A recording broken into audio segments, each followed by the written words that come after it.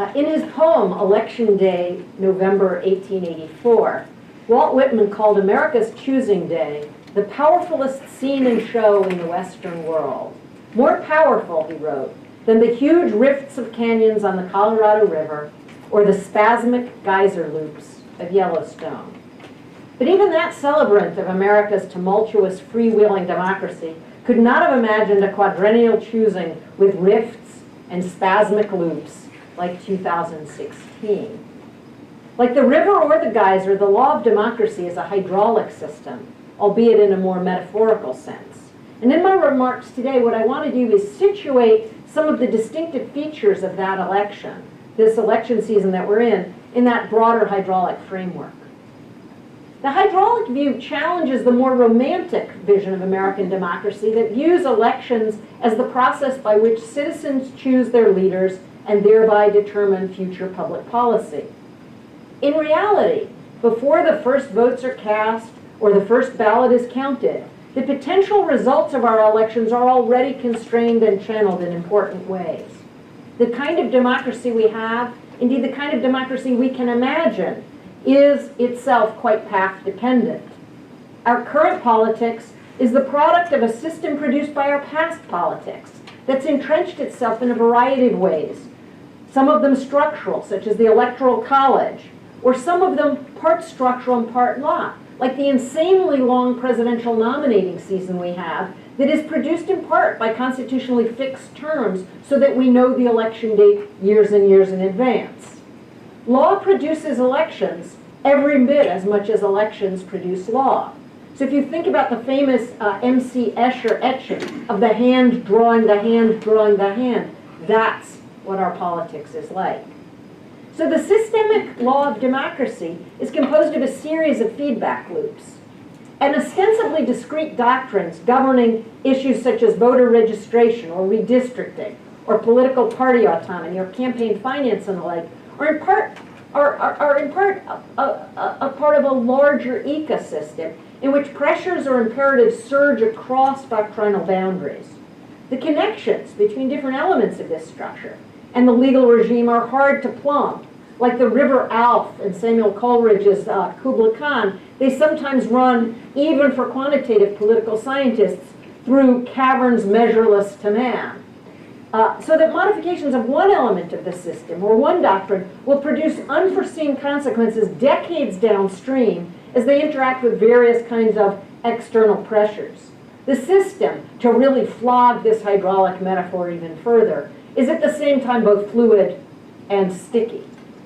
That being said, it doesn't take an Einstein to discern a first law of political thermodynamics, that the desire for political power is not really created or destroyed, it just gets moved from one place to another. Nor does it demand a Newton to identify a third law of political motion, that every attempted reform produces a corresponding series of reactions by those in power struggling to keep it. So let me give a few historical examples before I turn to 2016. Congress adopted single-member districts for the election of the members of the House of Representatives in 1842 as a measure to ensure the representation of diverse interests.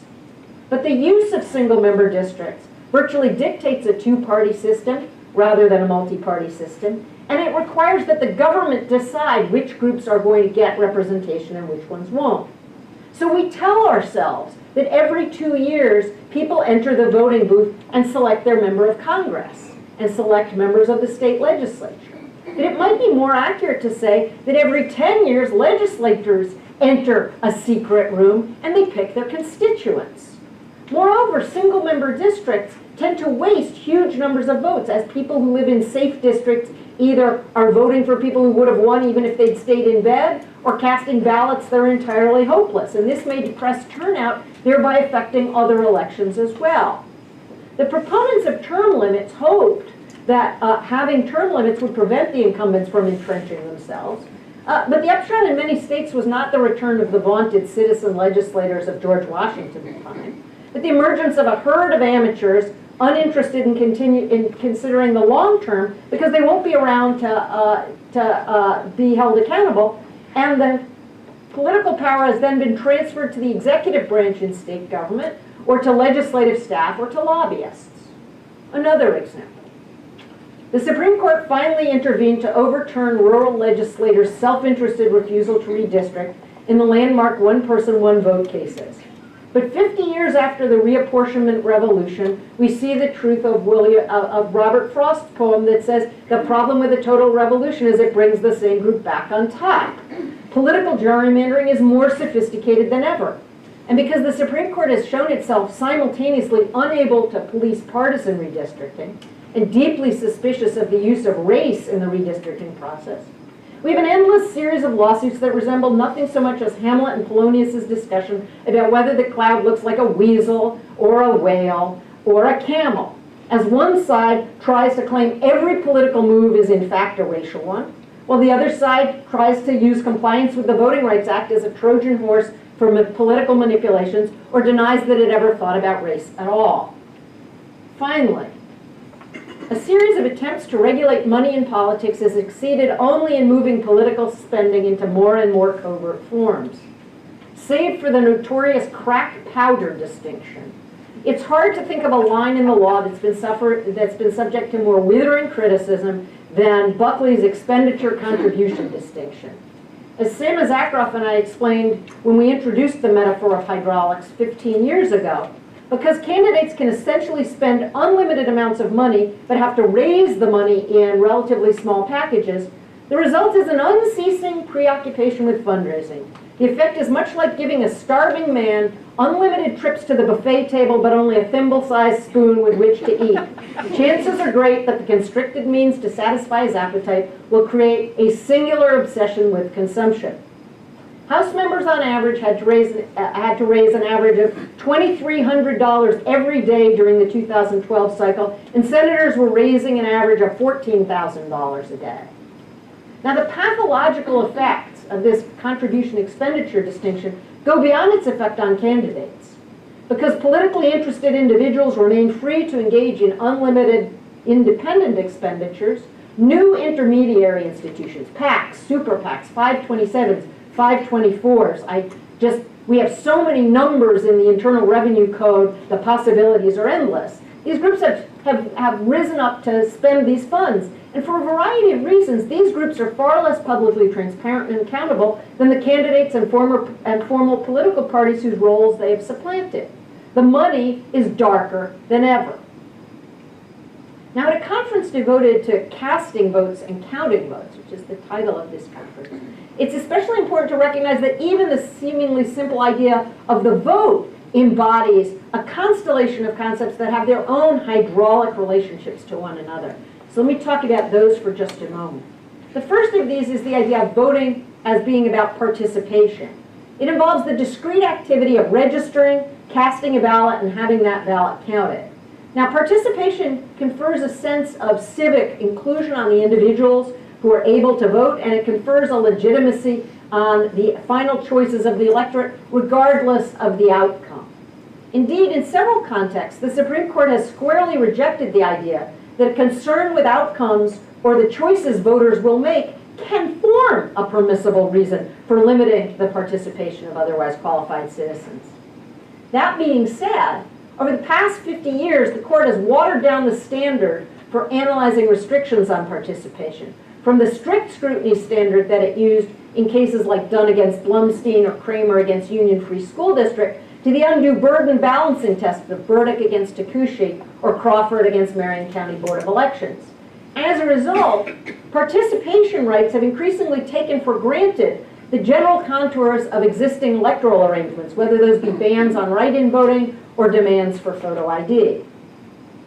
Now, although voting as participation is important to civic inclusion and to the dignity of individuals as citizens, the primary function of voting, of course, is not simply to say, you're part of the civic community. Rather, it's to combine individual preferences to reach some collective decision, such as the nomination of a presidential candidate or the election of a legislator. That's why so much of the law of democracy focuses on a second idea, the idea of voting as aggregation. That is, the rules that determine the outcomes of elections. American law is honeycombed with aggregation rules that powerfully influence who will win and who will lose, ranging from the Electoral College to majority vote runoffs and supermajority requirements to even the use of districted elections themselves. At the same time, because the aggregation rules are often kind of sticky, either permanently because they're hard baked into the Constitution, or for the immediate future because it's difficult to change them, incumbent interests often tinker with the participation rules instead in order to shift the outcome, composition of the electorate, and then to affect the election themselves. Now, thinking about aggregation rules, which is what we spend a lot of time doing in the legal community, demands that we give some normative account of who should win. Dilution, which is the term we use in a lot of these cases, almost by definition is a comparative concept that requires some notion of what full strength ought to be. As Justice Scalia observed during the oral argument of my first voting rights case before the Supreme Court, you don't know what watered beer is unless you know what beer is, right? And I remember leaning over to co-counsel, because he was actually asking this when one of the other lawyers was arguing, and I said to the co-counsel, even if you're not sure exactly what watered beer is, you're pretty sure you know if somebody pissed in your beer. That baseline problem, not the problem of people remaining here, but the baseline problem of how to think about full strength, has bedeviled the Supreme Court for a generation in a variety of contexts. In recent years, there's been an outpouring of scholarship, for example, seeking to provide the court with a judicially manageable standard for analyzing one particularly important aggregation issue, claims of unconstitutional partisan gerrymandering. And even though all 9 members of the Supreme Court in Beath against Jubileer recognized that manipulation of district boundaries for partisan ends was constitutionally suspect, all we have accomplished so far is what the late Justice Scalia colorfully called Justice Kennedy's never say never approach. Now, once we decide that voting looks beyond electoral outcomes, we have to notice that voting is only really an intermediate point in the larger scheme of democratic politics. Because what people are voting about is ultimately who's going to make decisions about policies. And with regard to that question, the making of policy, the critical question for an individual often isn't whether he or she can elect some member of the legislature. Rather, the person wants to know, is the member of the legislature I elect going to be able to make the kinds of policies that I value? And this third category, what we call voting as governance, rests on the view that both direct and virtual representation are important. So if you go back to the reapportionment revolution, the animating impulse behind it, whatever its rhetoric about individual participation and people being that much less a citizen if their vote mattered less, it was really a case about governance. The idea was that the electoral process by which we composed a legislature, and not just how we determined individual winners and losers, was something important to deal with. Because the voters in overpopulated districts, the suburban voters in suburbs in Alabama whose votes, who were the plaintiffs in the case, they were able to cast ballots. Their ballots were counted. They never made a claim that the people they voted for weren't winning. Rather, what they were saying is that their representatives were outvoted in the legislature by representatives who represented many fewer people and who had very different interests than theirs. So that was a case about majoritarian democratic decision-making in a legislature. It was not about how you aggregated the votes to determine who won and who lost, and it was certainly not about who got to vote in the first place. And the Supreme Court used an aggregation rule there, that voters had to be put in districts with essentially equal populations to achieve a particular kind of governance outcome. So too, because the law of democracy is always changing, voters who participate today are choosing the public officials who will tweak the election system in which voters participate during the next cycle. Who governs can determine who can later participate and by what rules their votes will be aggregated. The 2016 election cycle provides a series of powerful illustrations of these points. And I'm going to focus on 3 aspects of the system to kind of show you how participation and aggregation and governance affect one another and how they're part of this broader hydraulic system. So I'm going to start with what I call, in reference to Dan Takaji's work, the new vote denial. George W. Bush is alleged to have said, "I believe we are on an irreversible trend toward more freedom and democracy, but that could change." Did you all get that, grasshoppers? He's a wise man. That remark, whether it's apocryphal or not, I did not make it up. I mean, I'm quoting people who say he said it. I could have made up a better one. That remark, whether it's apocryphal or not, perfectly captures a central point about voting as participation. Although we have a conventional view in America, of kind of triumphal conventional view of consistent expansion of the franchise since the day of the foundings, Alex Kieser's work in particular shows that the United States has gone through a series of cycles in which the right to vote has expanded and contracted.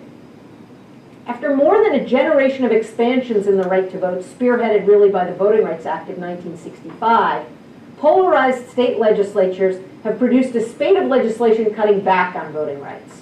Voter ID is probably the best known of these retreats, particularly here in Wisconsin, but others include cutbacks on early voting or on same-day registration, restriction on voter registration drives, and changes in the rules for counting provisional ballots. For example, in North Carolina, provisional ballots cast by out-of-precinct voters. As late as 2000, and it's important to recognize like how fast history moves. As late as 2000, only 14 states required voters to present any kind of identity document in order to cast a ballot. And the laws on the books then were relatively liberal, relatively lenient in what kinds of documents people had to show. They'd been passed by both Democratic-controlled and Republican-controlled legislatures. And nearly all of those laws also provided voters with some ways to cast a ballot, even if they lacked the documentary proof. This kind of low-key evolution changed dramatically after the 2000 presidential election. The closeness of the election, combined with a series of obvious problems in Florida, focused public attention on election administration. Political conflicts over immigration spilled over into voting rights. So you have the specter of the same people who are trying to avoid ever having to come into contact with the government, somehow showing up in huge numbers to cast ballots that might, in fact, swing some election. Despite the fact there's a famous article in the American Sociological Review many years ago that calculated you're actually more likely to be killed in a car accident driving to the polls than to cast a decisive vote. Which is just another great argument for absentee voting. Although I've read somewhere that more people die in their bathrooms from accidents than anywhere else, so maybe this is a sign that you should get in the car and drive to the polling place. But in any event, these political conflicts in immigration spilled over into tensions about whether we needed more security to prevent ineligible people from casting ballots. Now, nearly all of the contemporary voter ID laws were enacted along party lines by Republican-dominated legislatures in states with Republican governors. And this is not surprising, given the empirical relationship between turnout and election outcomes. Put simply, in the recent past, Democrats have tended to benefit from higher voter turnout, while Republicans have done better in low turnout elections. We now have an inconsistent patchwork of voter ID laws across the country. 33 states are going to have some form of voter ID law in effect for the 2016 election. Many of these laws in effect for the first time in a presidential race. The laws vary dramatically in their stringency. At one end of the spectrum, you still have large states, including 3 of the 5 largest states in the United States, California, New York, and Illinois, that continue to allow registered voters to cast a ballot without any documentation at all, unless this is the first ballot they're casting after registering by mail, in which case they have a long laundry list of documents that the Federal Help America Vote Act allows them to show, including things like utility bills and bank statements. Florida requires a voter to provide a document from a relatively long list, but it permits voters who fail to present that ID to cast a provisional ballot and then have election officials match the signature on the provisional ballot envelope with the signature on file as part of the voter registration application. Texas, by contrast, where I should say I spent several fun-filled weeks when I was working at the Department of Justice, has one of the strictest voter ID laws in the country. It doesn't permit the use of IDs issued by public in-state universities or by municipal or county governments, although you'll be pleased to know it does allow you to bring your concealed carry permit to prove who you are. Hundreds of thousands of registered voters in Texas lack documents that would enable them to cast a ballot in the 2016 election. Now, the new vote denial coincided, and I use that word advisedly, with a doctrinal shift on the Supreme Court that I mentioned earlier. The replacement of strict scrutiny with a sliding scale, a kind of undue burden test for restrictions on the ability to cast a ballot and have it counted. Justice Stevens' controlling opinion for the Supreme Court in the Crawford against Marion County case, which is where the Supreme Court announced it was going to apply this sliding scale rather than a strict scrutiny scale to the new vote denial cases, deemed it, and I'm going to quote from the justice, fair to infer that partisan considerations may have played a significant role. But the court nonetheless upheld the law against the claim of unconstitutional motivation because it was supported, Justice Stevens said, by neutral and sufficiently strong justifications. Namely, in his mind, the prevention of fraud and the preservation of voter confidence. That position marks an additional significant and unacknowledged doctrinal change. The Supreme Court long ago held, outside of the voting context, that once a plaintiff has shown that an impermissible intent was a motivating factor in the law, a motivating factor, a reviewing court must determine by a preponderance of the evidence, with the burden being on the government, that the government would have reached the same decision even in the absence of the impermissible factor. The Crawford court did not answer, let alone even ask that question. Moreover, the Supreme Court long ago held that fencing out from the franchise a sector of the population because of the way they may vote is constitutionally impermissible. What seems to have happened, without anybody really noticing it, is that the court has transplanted the predominant factor motivating the legislature's decision test of the Shaw cases into scrutiny of participation claims. But the Shaw cases are not about participation. Rather, they pressed what we might think of as a claim of meta-governance. That is a claim about the rules by which democratic political processes are structured at the back end. Moreover, although the court has articulated an undue burden test, the test seems oddly rationality review-like in its approach to the question of evidence. The primary justifications given for restrictive registration practices and regulations on absentee voting and the like is the prevention of fraud. But there is virtually no evidence of significant amounts of voter impersonation fraud. Professor Spencer Overton has written that the available evidence suggests that a stringent photo ID requirement will prevent more than 6,000 qualified citizens from casting a ballot for every fraudulent vote it might prevent, which seems, at least to me, to be a ratio that's unacceptable.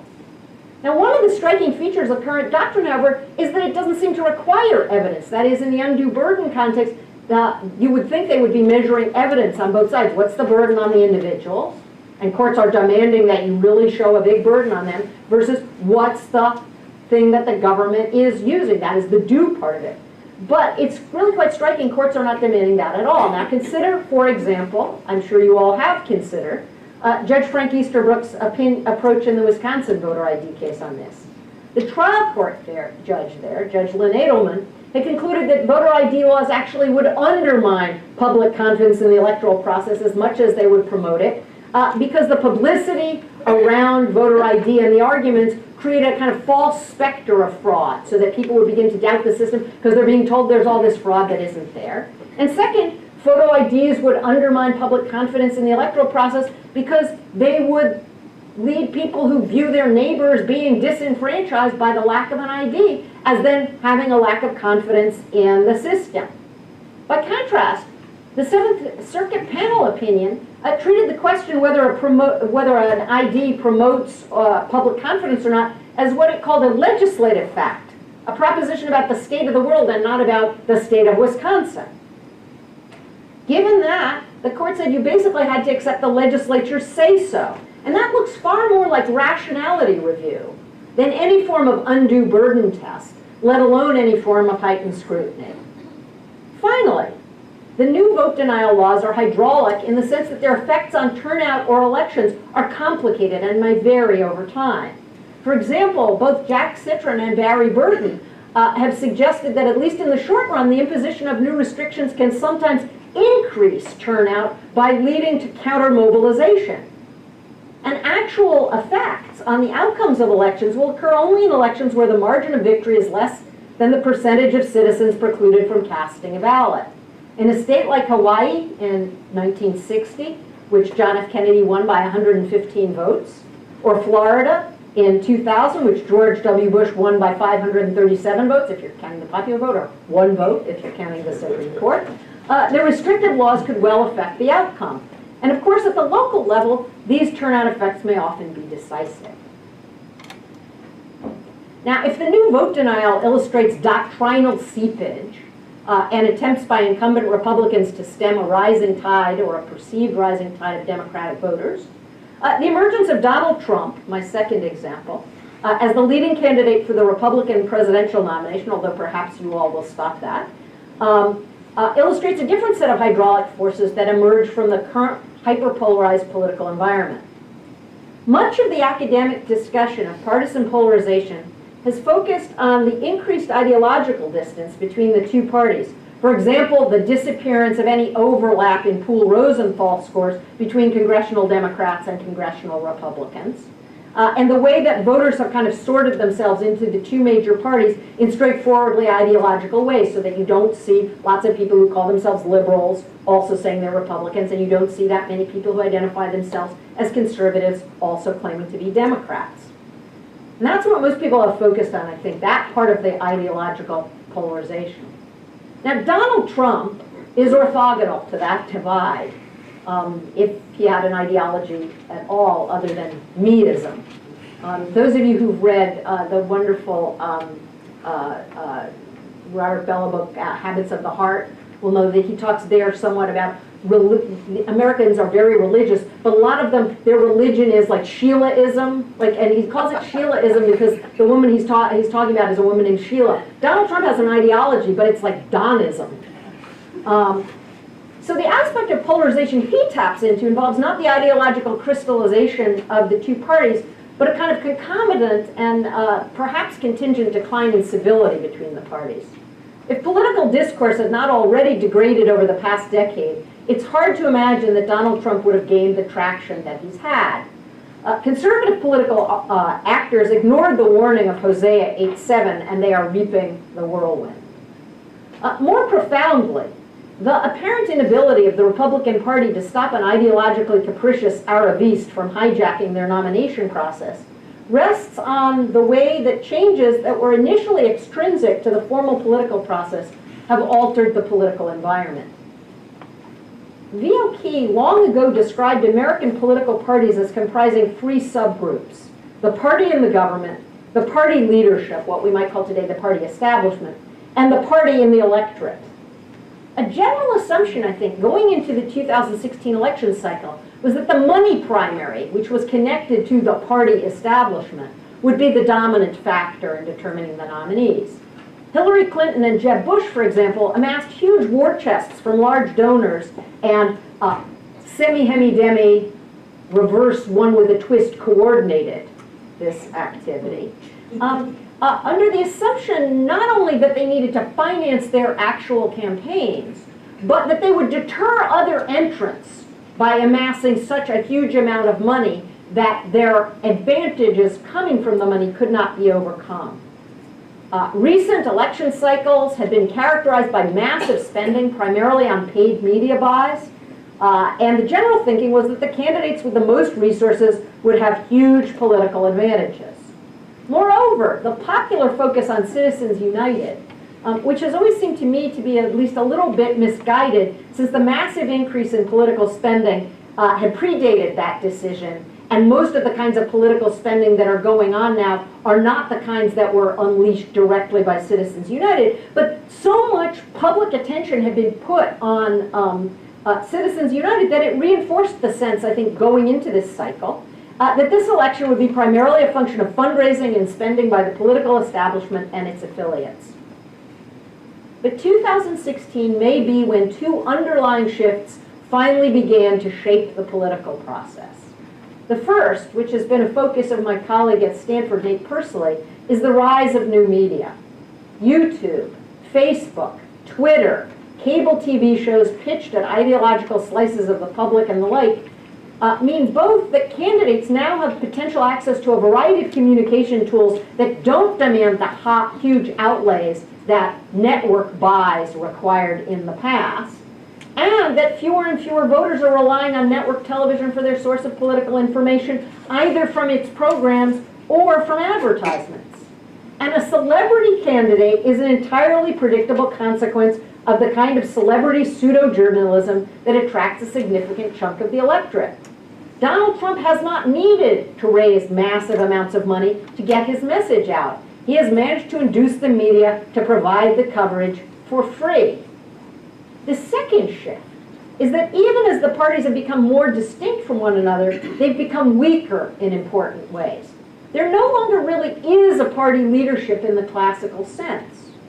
A decade ago, Michael Kang wrote a really wonderful article on the hydraulics and politics of party regulation, in which he used the responses then, so we're talking a decade ago, to the McGovern-Fraser reforms, which had moved the parties towards primaries and away from caucuses and away from party control of the nomination process, as an illustration of what I thought was referring to before as the kind of third Newton's law, which is, he said, these things which were supposed to change how nominations occurred really didn't, because clever leadership subverted the reforms.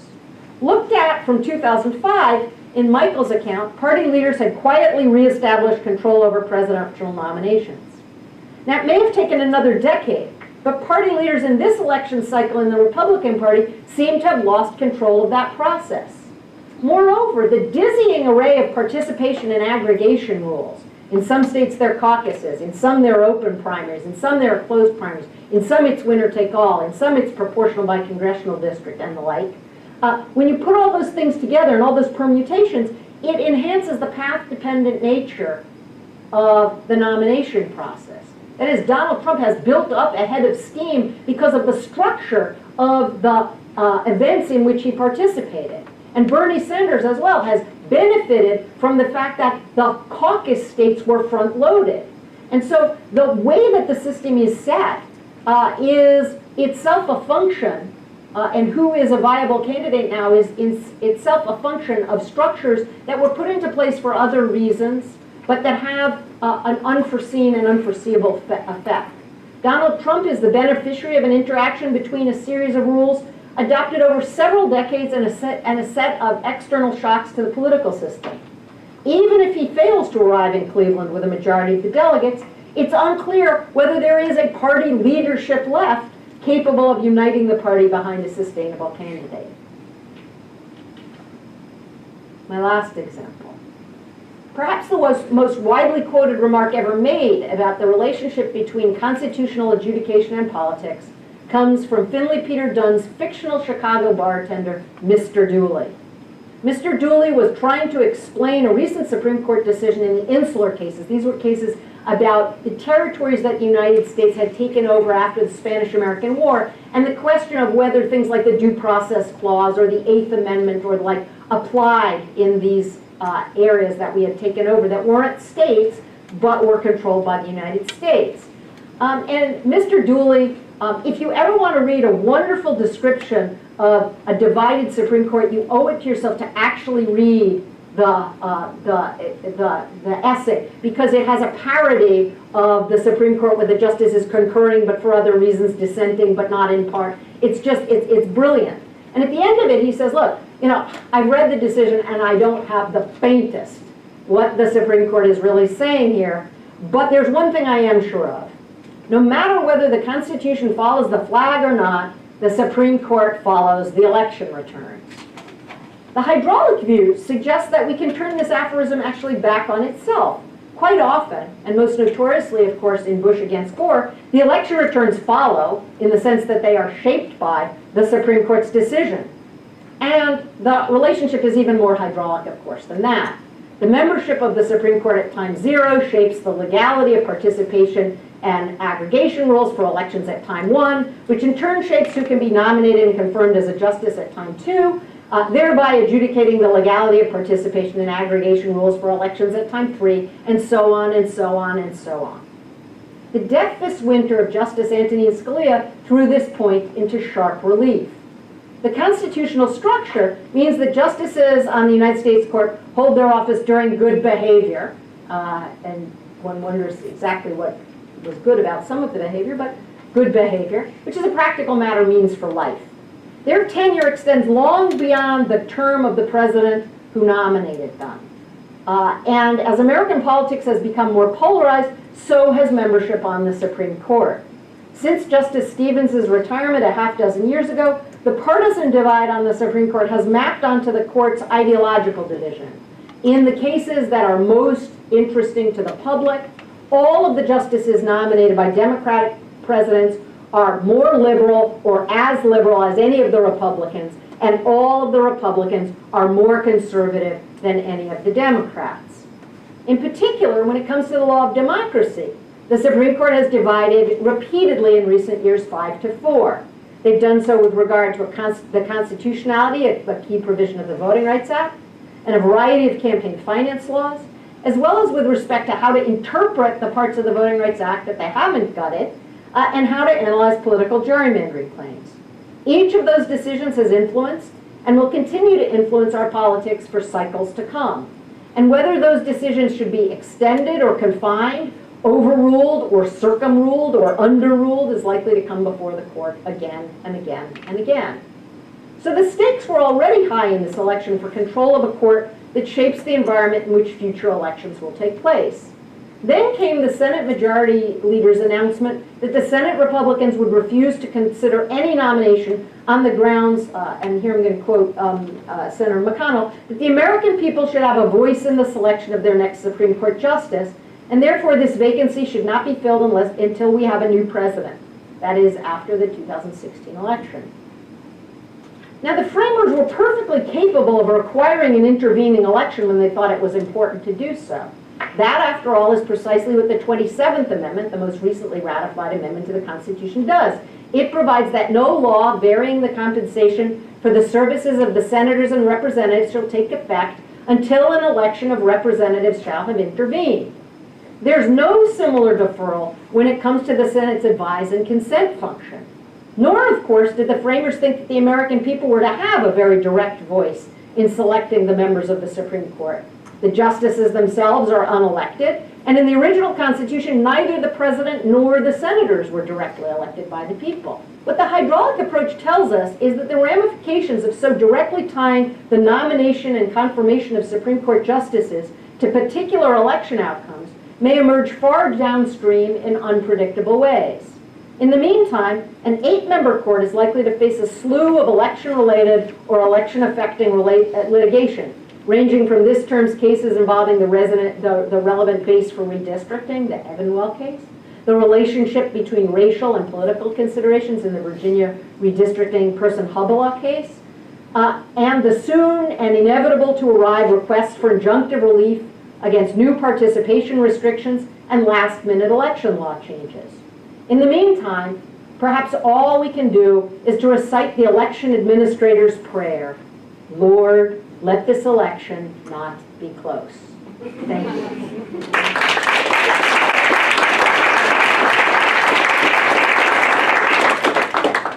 So I've got a few brief comments. Professor Karlen's excellent paper is based on analysis of the law of democracy that she describes as hydraulic and contrasts with this prior romantic view of American democracy. And what really caught me was to wonder about the hydraulic conception versus another way to think about it, maybe. The hydraulic view, from what I understand, contains two essential insights. The first, to quote Professor Karlen, before the first vote is cast or the first ballot counted, the potential results are already constrained and channeled. That is, its path dependent and constitutive. The second is that the systematic law of democracy is hydraulic.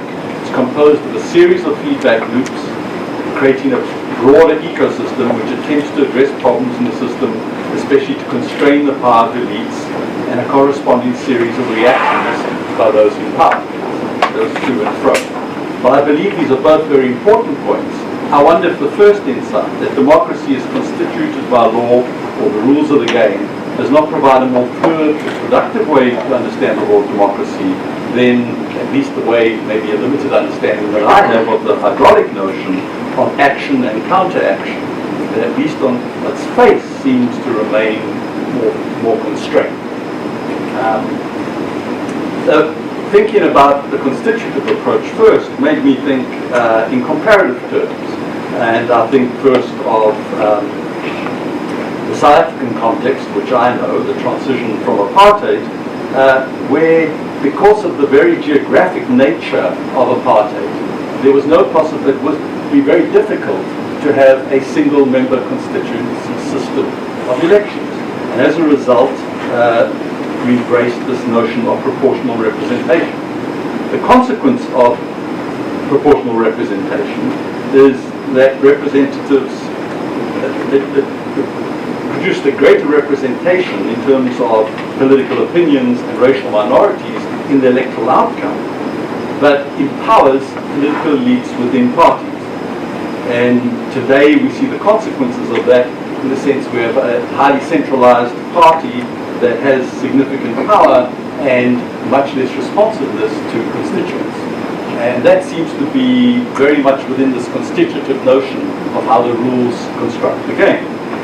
There's a counterintuitive aspect of this which I always have found fascinating, is that the Germans, we thought about this, or we advocated for this in part in South Africa, have adopted a position where they do proportional representation, but they divide the Bundesrat Bundestag into two different groups. The first group is directly elected in constituencies, and then the second group are elected by proportional representation. I always assumed from the beginning, maybe from a very American perspective, that the people in this process who would have authority would be those who were directly elected. After all, I have a constituency. But in fact, when you learn a little bit more about it, you discover that they're really treated as second-class citizens in the Bundestag, because the people that really matter are the people on the proportional list, because they linked to political power. They linked to the party elite. And as a result, they're the people who really matter when it comes to opinion, rather than, and those both I would see those as constitutive ideas. The hydraulic approach made me, and my understanding of it may be a little bit, it made me think of Edmund Morgan's citation of David Hume right at the beginning of his wonderful book, that nothing is more surprising than to see the easiness with which the many are governed by the few. And Morgan argues in his book, The Inventing the People, that for governments to effectively govern over time, they must have the consent of the people, however tacit. So if it's the relationship between popular consent and the legal construction of a democratic process that seems to be at the core of Professor Karlen's paper, since the contrast between the romantic vision of the American democracy, I wonder, what do we think now when this view is surely rooted in the social transformations that have transformed the American electorate since World War II, and particularly following the 1960s and the passage of the Voting Rights Act in 1965? As such, this is not just a change in the understanding or political opinion, but real social change in which the sense of a common set of norms and a unified establishment that has been replaced by greater diversity and fragmentation in both the population and among governing elites, from the local to the national level. Is it not possible that it is the disjuncture of this broader social transformation that underlies the very structure of the law of democracy, that is reflected in the political crisis that the governing establishment is facing today? From a historic low turnout in the November 2015 elections, lower than any time since 1942 as a percentage of eligible voters, to the surge in participation in this primary season, in which at least two of the candidates are publicly challenging the system in different ways, yet drawing significant support. In this context, I think it's fascinating to note Wisconsin Republican Congressman Jim Sensenbrenner's argument published in yesterday's New York Times op-ed page, calling on his colleagues in Congress to pass his proposed amendment to the Voting Rights Act. Sensenbrenner notes that he repeatedly supported the reauthorization of the Voting Rights Act, and in response to the Supreme Court's limitation of the preclearance provision, he's now proposing that preclearance apply equally to every state in the country. Of course, limited if the court has found discrimination 5 or more times in the last 15 years. It would seem from this intervention that there's a recognition and a wish by at least some in the Congress that the problems of exclusion and alienation that have been expressed by the wave of electoral energy and interest represented by both the Sanders and Trump campaigns may be addressed at least formally by trying to ensure that the electoral process is kept open. From this perspective, even if the rules are hydraulic, the popular sense of democracy today is no longer that romantic notion of the pre-60s, but is increasingly about insistence, since the civil rights movement, that the system be kept open and maybe that politicians be held accountable. What I wonder is whether these changing norms about political participation impact the idea of a hydraulic system, since this doesn't this imply some direction to the process. Another question I have is whether the hydraulic nature of the present election might not be related to the increased political diversity and ideological distance between parties, creating a situation in which common norms that have maybe been central to the romantic notion of American elections are both harder to develop and harder to sustain, as we see in the failure of Congress to take up Senator Britain's proposal. Thank you. So I really like the idea of the hydraulic election, the metaphor of the hydraulic elections. I think this does give us some insight into the inertia of election law and the idea that elections are path dependent. But I do have a more optimistic conclusion that I reach, I think, maybe almost not quite to the romantic approach that Professor Karlen critiques, but certainly more optimistic conclusion, and I'll make that argument for you today. So again, the critique that Professor Karlen presents is this idea that hydraulic view challenges the more romantic vision of American democracy that views elections as the process by which citizens pick their leaders and thereby determine future policy. And so the notion of sort of democratic accountability and that voters are really central and sovereign in democracy is what she's saying. It's challenged by the idea that indeed it's a much more reciprocal process where election laws constrain what's going on in the election process. And I agree that there's a path dependence certainly in the process of conducting elections. And I also agree with the idea that law produces elections as much as elections produce law. There's no doubt that that part is there. With the famous insight that many people have made that the politicians choose their voters rather than the other way around when it comes to redistricting, and that's just one example of that. Now, where I'm more optimistic, though, is in that I think that undemocratic laws that unduly constrain the sovereignty of voters and unduly shape the aggregation of votes into election outcomes will eventually be overturned. That some will take more longer than others, like the Electoral College, which we're still working on changing. And we have had at least 3 outcomes in our history where the popular vote winner has not won. But I do believe that democracy has very strong self-correcting properties that will allow these undemocratic laws to eventually be overturned.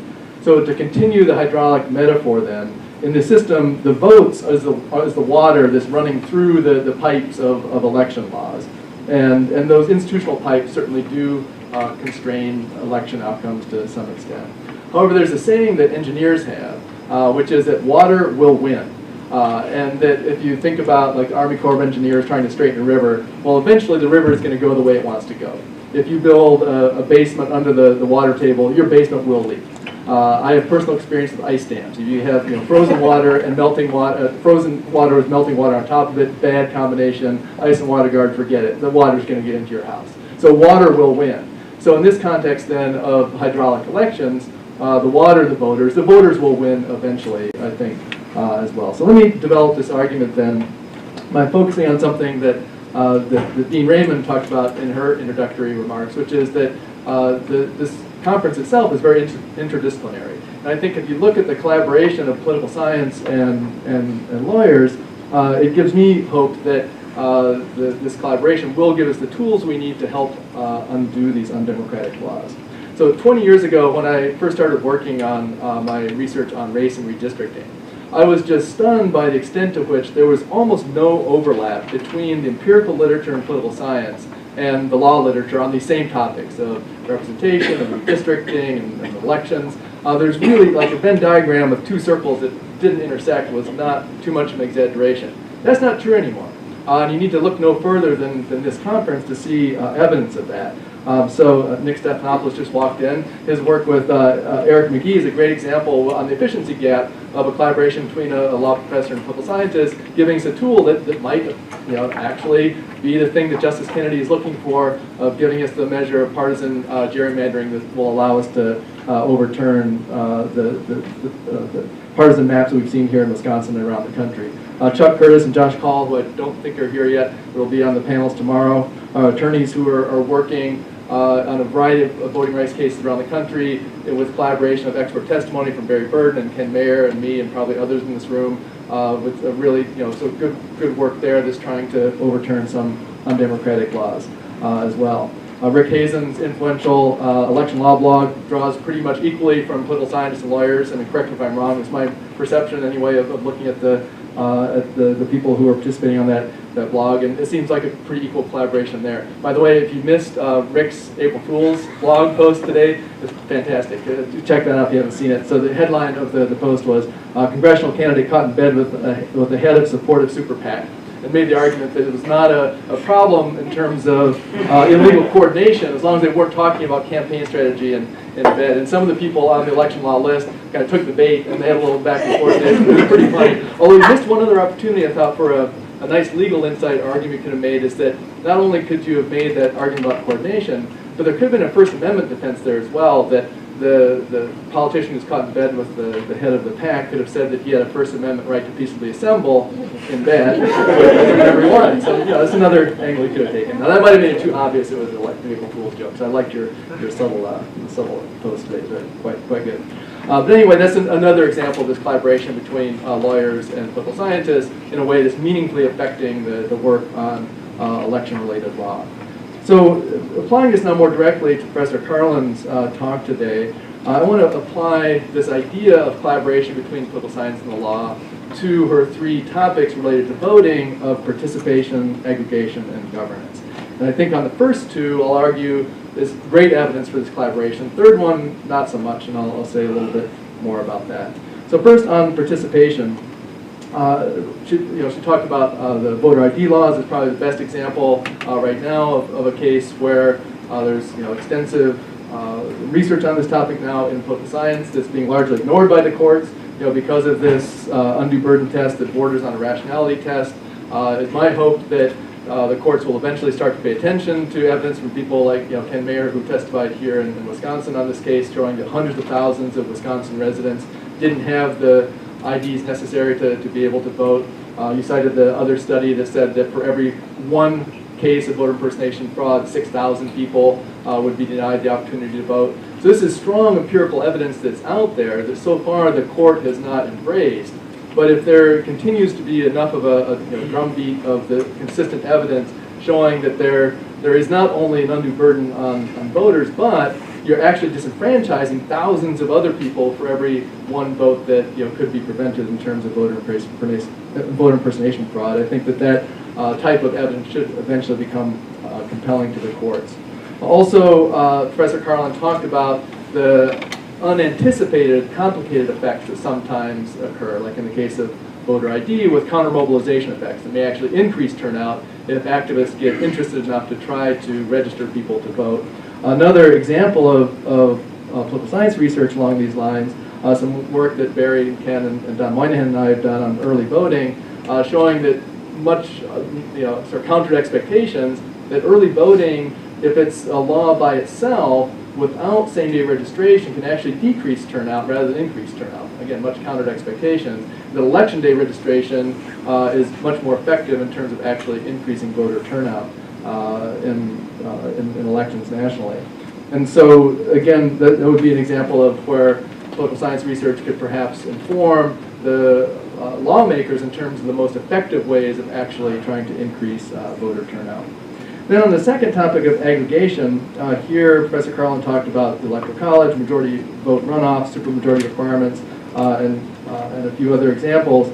But I think the best example is Donald Trump, which she talked about as one of her examples as well. But it's a much more simple explanation, I think, than even looking at social media, which she is correct. Trump has been amazing. It's what, 7 million Twitter followers or something, crazy like that. Has been a master at using social media, and the weakening of parties certainly has contributed to the Trump phenomena as well. But there's a much simpler point, which is Professor Karlen's second point, the voter aggregation rules. If you simply look at nothing else other than translating votes into delegates, the Republican rules of translating votes into delegates have produced the success of Donald Trump. That if the Republicans had the Democratic Party's rules, he would not have a chance of getting the nomination. Up to this point, up until just this morning, Donald Trump has received 37% of the popular votes nationally. Okay, he has 48% of the delegates because he's won enough of the winner-take-all states that has distorted his percentage of delegates, whereas Hillary Clinton has 58% of the popular vote and 56% of the delegates. Okay, so a very clear proportional kind of allocation. Sanders has done a little bit better in the caucus states, and therefore he has done a little bit better than the proportion of his votes received. But with Trump, again, 37% of the vote, 48% of the delegates. So if the Republicans had adopted the Democratic Party's system of proportional allocation, Trump would not have any chance of having a majority of delegates, certainly by convention time. Now, it's possible if you had an even broader split of the field, which may have happened with proportional rules, it's possible he still would have a plurality of the votes, perhaps, going into the election. But it seems like he has a ceiling of around 45% or so. His top, he's not received the majority popular vote in any state yet. Massachusetts was the high point at 49%. And so it seems like he would not have achieved a majority had it been under proportional allocation instead of the mixed winner-take-all proportional approach that the Republicans used. And now going back to the idea of sort of collaboration between political science and the law on this topic of aggregation, that topic of translating votes into outcomes is a long-standing body of research in political science that goes back 50 years. It's something political scientists spend a lot of time researching. And on the law side, it's getting more common as well. And if you look at the people who are actually sort of in the trenches working on these topics, so people working at places like Public Citizen or Demos, National Voting Rights Institute, Common Cause, the Center for Democracy or Fair Vote, they're a combination of political scientists and attorneys who work in those places. And they're the ones who are, again, sort of in the trenches working on issues about how to have a better system of translating votes into outcomes. Now, the last point then, governance, that Professor Karlen talked about, is not as easy a fit, I think, in terms of this collaboration between political science and the law. Just to remind you of her argument there, she says, the critical question for an individual cannot simply be whether she can elect her preferred candidate. Rather, it must focus on whether electing that candidate enables the citizen to get her preferred policies enacted into law. Voting as governance rests on the view that both direct and virtual representation are important. So translating votes into actual policies. And she gives the example then of the reapportionment revolution of the 1960s, the one person, one vote, as an example of this. And indeed, that is a good example of at least the court saying that the shape of the institution matters so much, matters in addition to whether or not you have access to voting. But there's a big step between that of saying that we want to have a representative institution that's not overly representative of rural areas at the expense of urban areas. It's a big step from that to saying that specific votes translate into specific policies. And the law, the Supreme Court especially, but the law in general, has shied away from that kind of position. And certainly voters don't have any constitutional right to any particular policy outcome. And she's clearly not arguing that. But more broadly, any majority rule system will have disappointed minorities. And the minority party is going to lose. And so, again, courts have not said that you have any sort of right to an outcome. And the courts regularly reject lawsuits that challenge specific policy outcomes or questions, often on standing grounds or as political questions.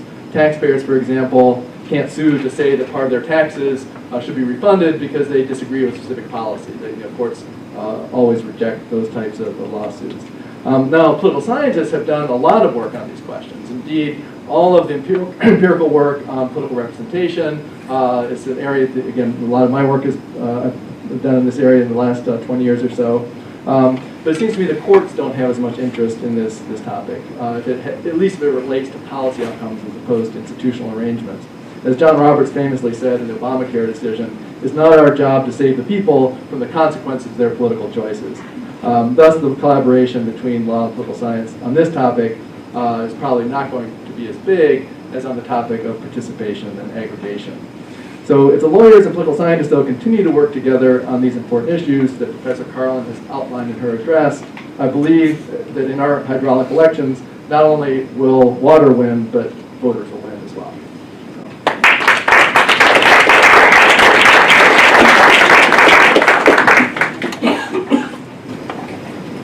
I enjoyed all the comments, and I'm going to ask a question about what, not about partisan gerrymandering, but about another defect in the United States electrical structural project, which I think to somebody outside the United States would seem the most obvious defect, and that is our, Professor Canon has commented on it to some extent, our system for nominating presidential candidates, which has almost no preference. I mean, there's nothing in the Constitution. There's basically nothing, no federal law. It's just bizarre, I think, from a foreign perspective. We don't have an historical perspective about it. What are the prospects looking forward, if you could say anything, about some kind of relatively substantial change in the system for nominating presidential candidates? And what might those changes look like? Well, so I'd say almost zero chance of having that change because of the federal nature of our system and the decentralized nature of our party system. We have 50 different sets of rules on how to select delegates to the national convention. 50 different sets of rules. Every state determines their rules. And so there really is almost no chance. I mean, so the national parties can try to enforce this by sort of penalizing states. They'll take away some of their delegates if they move up their primary too soon or something. There are very limited attempts that the national parties have done to try to shape the direction of the nomination process. They've utterly failed. They've just been unable to do this. On the very first point, though, I absolutely concur that people outside the United States are mystified by this. I had a Fulbright. I was in Germany in 2011-12, and I gave about 20 talks around Germany trying to explain our presidential nomination system to Germans, and they just thought, yeah, we're crazy. This system makes no sense. So you're right. It'd be great to be able to reform it, but given the nature of our party system, I see very little chance of that happening. I mean, I think this is part of the illustration of in one piece of the hydraulics, right? Which is that the people who benefit from the current system and control the parties don't have, first, they sometimes don't have an incentive to rationalize the process because they like the process the way it is. But when they try to make reforms, those reforms often have kind of downstream effects in the same way that I found this where if you hurt your back, so you start walking a slightly different way so as to baby your back, your arm goes out because everything is connected. And so there have been a series of attempts, I think, to reform the process in various ways. I mean, the move to the primaries and away from caucuses or simply having the party pick the delegates. The decision to use Super Tuesday was designed to do things. Moving some of the party primaries around a little bit. Each of these is designed to have some kinds of reforms. But I think David's exactly right that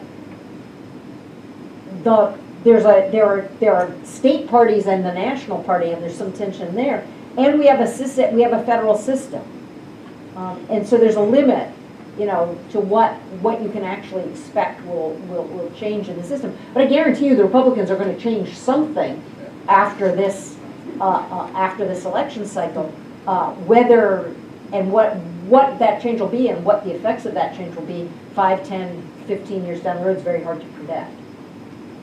I have a question in terms of what are the constitutional constraints on Congress producing a national electoral system, at least for federal level?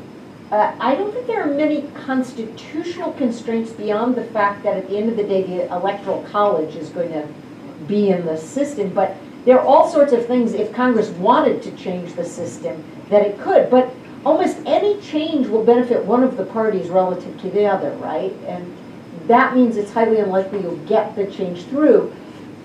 you get change. I mean, this is one of the places where you get changes when there's some huge buildup of pressure, right? And this is why, even if I tend to be optimistic in the long run, but it can sometimes be a very long run. And so you had a shock to the system in the 1960s that produced the Voting Rights Act. 1994 is a shock to the system in South Africa, but now that the system is set in South Africa, you're not going to see massive changes to districted elections, just as now that we have single-member districts in the United States, you're not going to see a move to proportional systems. So Congress, I mean, if Congress wanted to change the system and you had a veto-proof majority, or you had the presidency as well, you could hold a national primary. You could regulate who participates in it. You could set the date for it. I don't think any of those things is beyond Congress's control if they do it cleverly, but the incentives for them to do it are.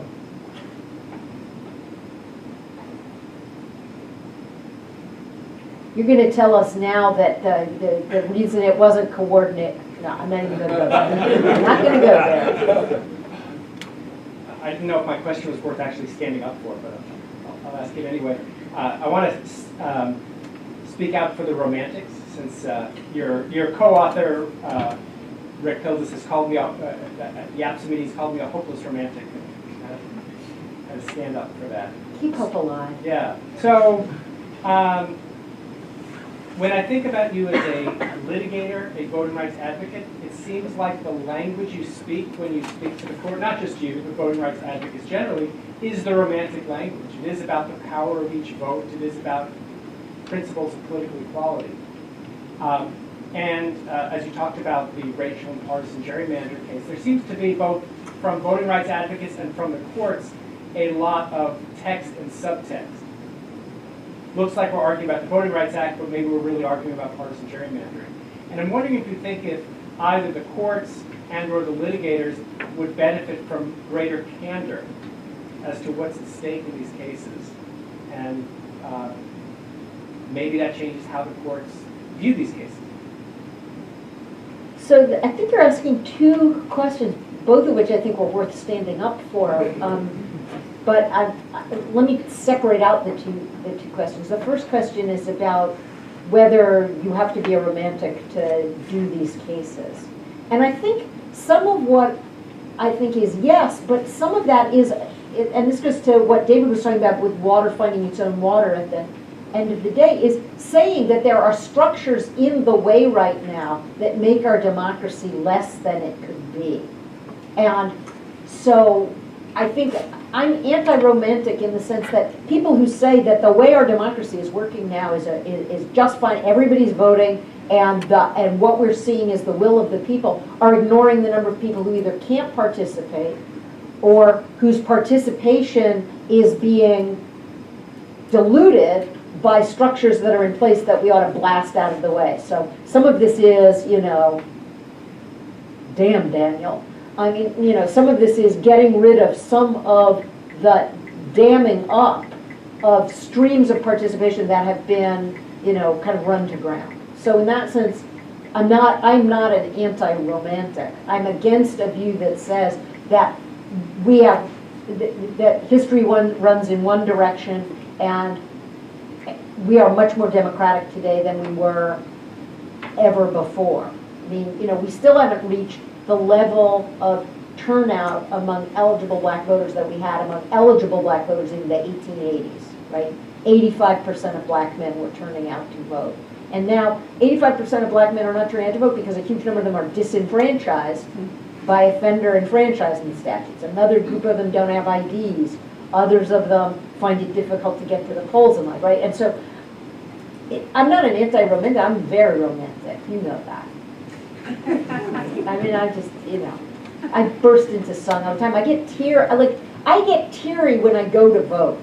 One of the reasons I don't vote absentee is I like to stand in the line and feel the sense of civic participation and put the little I voted sticker on my hat. I'm total romantic. The second part of your question is, wouldn't we benefit more from candor? And the answer as a litigator is we benefit from candor if the doctrine allowed us to be candid. But if the doctrine says, you know, these are the boxes in which we're prepared to do something for you, you've got to use the, you know, it's like you've got to speak the language of the country you're in. And getting up and speaking English louder and louder and louder and slower and slower and slower in a foreign country doesn't do much for you. You've got to learn to speak the language. And so if the Supreme Court is going to treat these issues as if they're issues of participation rather than of governance, or the Supreme Court is going to be more hospitable to claims if they're brought as Shaw claims than as claims about political gerrymandering, if you've got clients, you have a duty to your clients to use the language that's going to get them what they want. And I think if the Supreme Court started being a little more candid about things, it might encourage the litigators to be more candid. But the litigators can't be the first people to go up there with a level of candor that leads the Supreme Court to say, well, your claim's non-justiciable. Is that responsive? In the name of candor, there's always this great line when you work in the water law area that in fact water flows uphill towards money.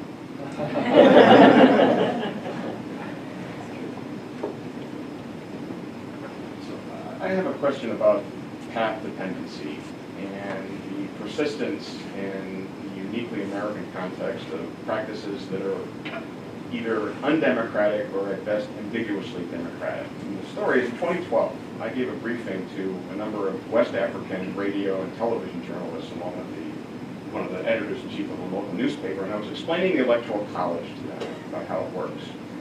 And when I was done, just for about 20 of them, their response was, let me see if we have this straight. That the person who gets the most votes doesn't necessarily win the election.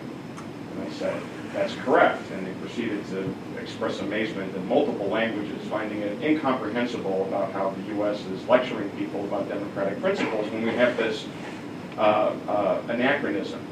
And the question is one of whether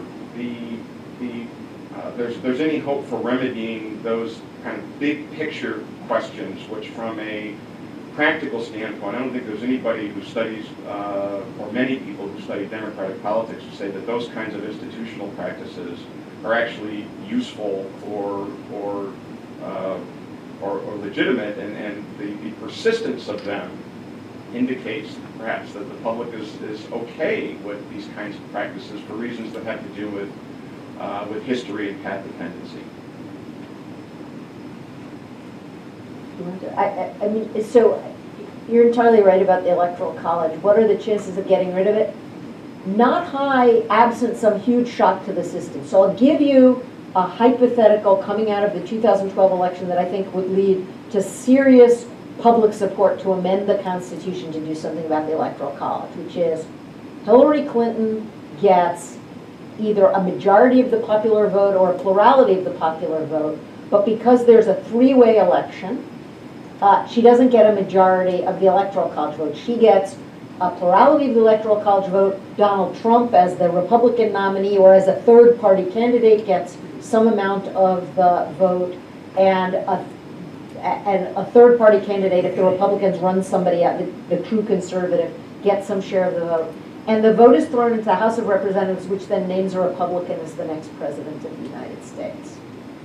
That would be such a shock to the system, right? Because that person would not have come anywhere near the number of votes that Hillary Clinton got, that it would lead people to say, there's something really wrong with this. But the fact is, most of the time, the correspondence between the person who got the most votes, or many people's belief about the person who got the most votes, if we're talking about, some of the election, and who wins the Electoral College, is sufficiently close that it doesn't lead people to think the system is dramatically illegitimate. Now, of course, even the number of popular votes is itself a product of the Electoral College, in the sense that some people are not going to bother to turn out to vote if they live in states where they know the Electoral College vote is either going to their party's candidate and they're too busy to vote, or the other party's candidate, and why waste your time, and there's not a Senate race or a gubernatorial race or whatever on the ballot at the same time. So there's nothing else really drawing them to the polls. So we don't know what the popular vote would look like if we were having a pure popular vote election in the United States,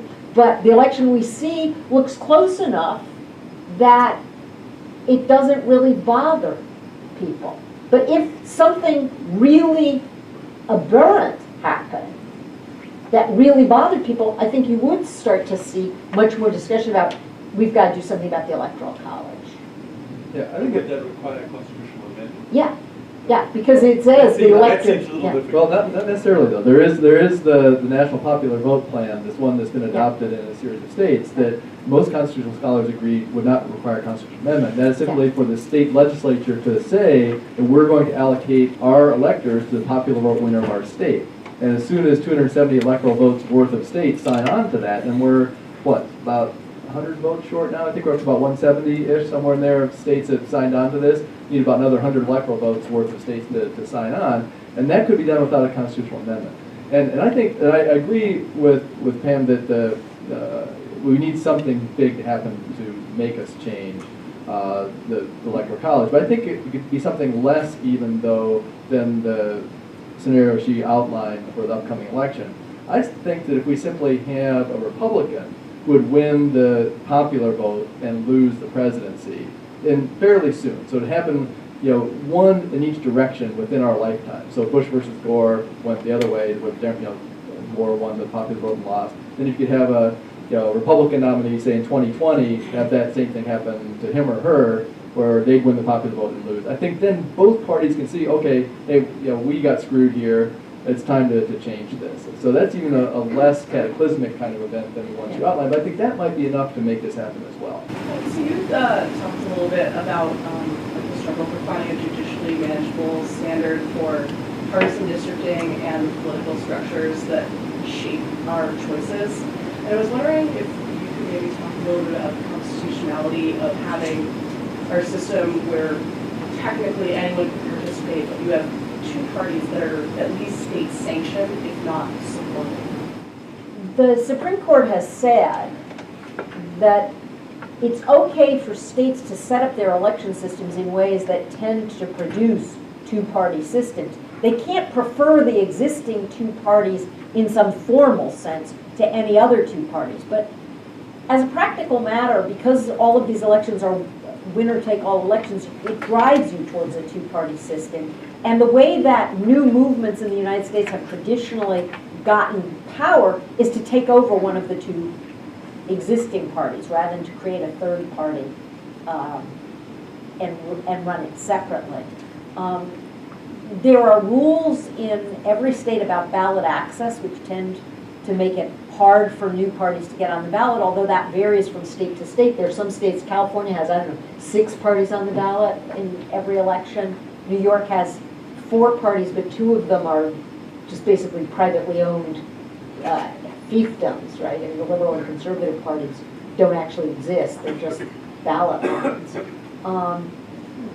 So the Supreme Court has said, we want to channel elections. Elections are not about free speech, which is wide open, robust, everybody has the right to speak. Elections are about picking a winner and a loser. And so states can create systems that are designed to produce a winner and a loser. And I don't see the court going back on that anytime soon.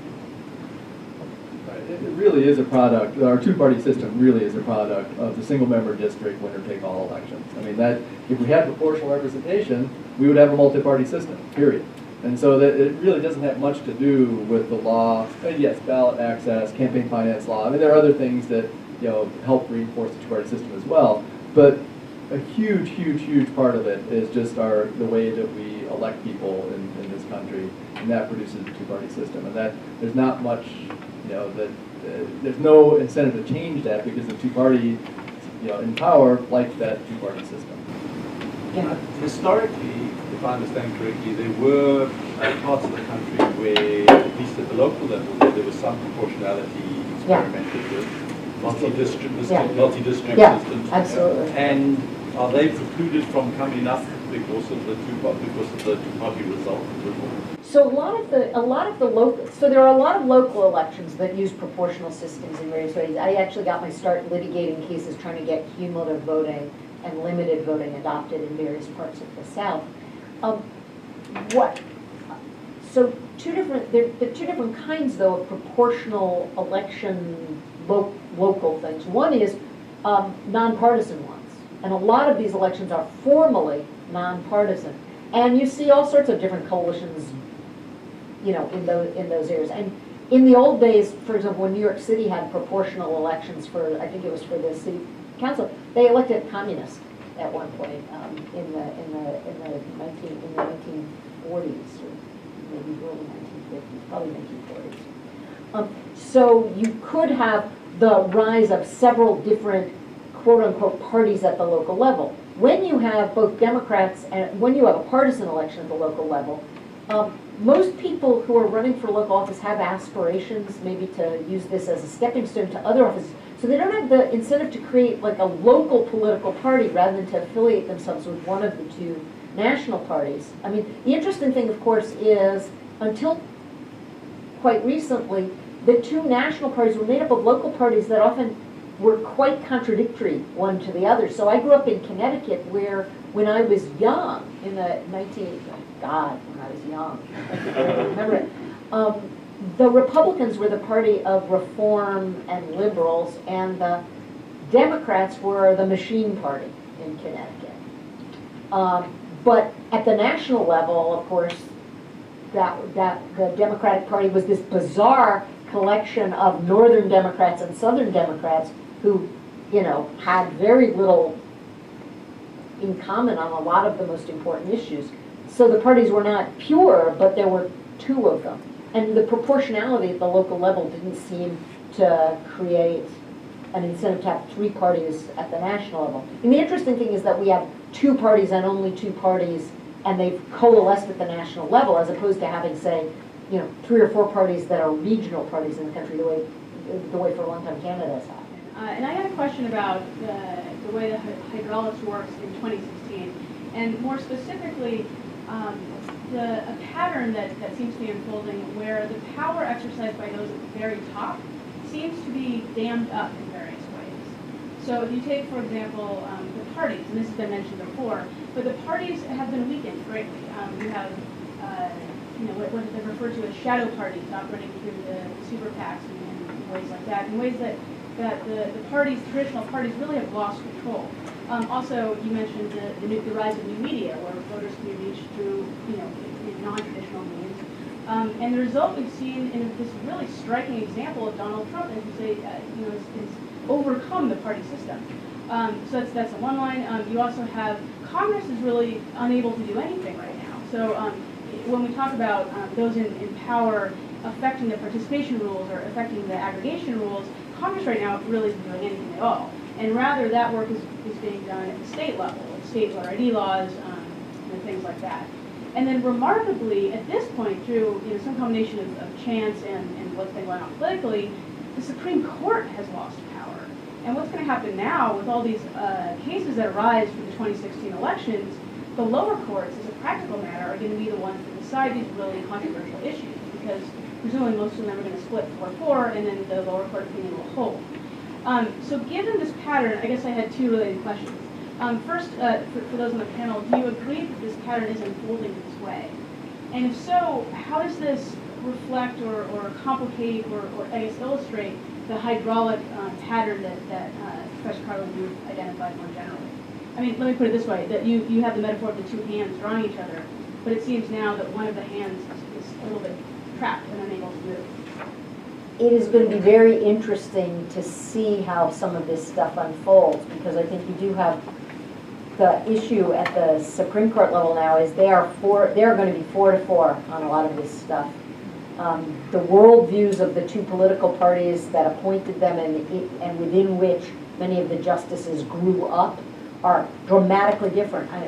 I'll just give an anecdote that illustrates this in part. I had an almost screaming knockdown fight with one of my colleagues at the law school earlier this week who is convinced there's huge amounts of in-person voter impersonation fraud out there. And I said, but there's no evidence of it. And he said, I'm not going to believe that it's not happening until they send testers out to determine whether you can prevent in-person fraud. And I said, you know, Chris Kobach has been spending the last 10 years trying to show that aliens are voting in Kansas, and he's found like 4 people. And this colleague of mine said, you people benefit from fraud. I mean, and so the level of distrust and the level of just two different worldviews is huge. I mean, my worldview, and I recognize it's my worldview, is if everybody who was eligible to vote could vote, the Democrats wouldn't have any problems. His view is the only way the Democrats can win is if there's massive fraud. And we just don't, you know, we don't have anything more to say to each other. And I've just decided I'm not going to have another conversation with him about this because it's not good for me. You know, and so this is maybe part of the pessimism I have, that in the long run I think you're right about the empirical work of political scientists will have some impact on the reality-based community. But the question of what creates that reality-based community in a time of polarization of the kind we have now is really difficult to answer. So what's going to happen if these cases get up to the Supreme Court? They're going to be affirmed by an equally divided court, right and left, I think. And that will just exacerbate the sense that the next nomination to the Supreme Court is the ball game, right? And so, you know, why not announce if there's if the Republicans hold the Senate and the Democrats get the presidency, why shouldn't the Republicans then announce, we had the 2012 election, the people have spoken, and they don't want us to confirm anybody that a Democrat nominates. I mean, I don't see that as a different argument than we should wait for the presidential election of 2012. I mean, if the people have spoken and they want a Republican Congress, then why let a Democrat fill the seat? I wonder, given maybe what's going on in this state right now, it's been very easy for one candidate to, it seems, get free media and go forward. But what about the ground game? Doesn't the end come down to actually getting people to the polls? And I really wonder what the organizational capacity. And so again, I tend to think that the social and organizational aspects of this. But the question is, in the current environment, what gets out the vote? That is it the traditional, you know, organized, go door to door, get people to the polls, or is it going to be social media stuff? I mean, because I agree 100% that it's going to, who votes is going to determine the outcome, but the question is, what determines who votes? I mean, what are political scientists saying about this right now?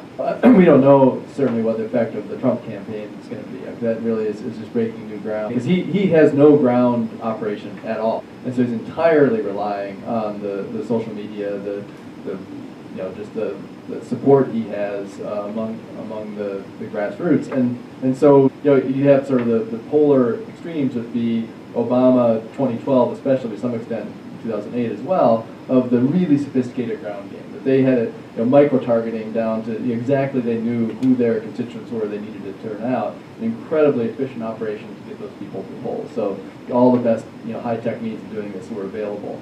And then the other extreme would be Trump in 2016 that has no ground game at this point. Now, if he's the nominee and is running against Hillary Clinton, I imagine Republican operatives will step in, use all of their tools they can to try to prevent him from actually winning. But and so we'll have a test of this thesis of parties being weaker. We'll see is Trump going to destroy the Republican Party or not, and we'll see how that plays out. But I think the focus on the ground game will get a real test with the Trump campaign of could he be elected without a ground game, because it doesn't look like he's going to have one. Well, so one of the questions I have there, just in thinking this through, is presumably the Republicans in states where there are close congressional races, either at the Senate level or the House level, are going to run some kind of ground game to try and keep their people, get those people to the polls. Right. So then the question is, do those people then all vote for Trump when they get there, or do they just,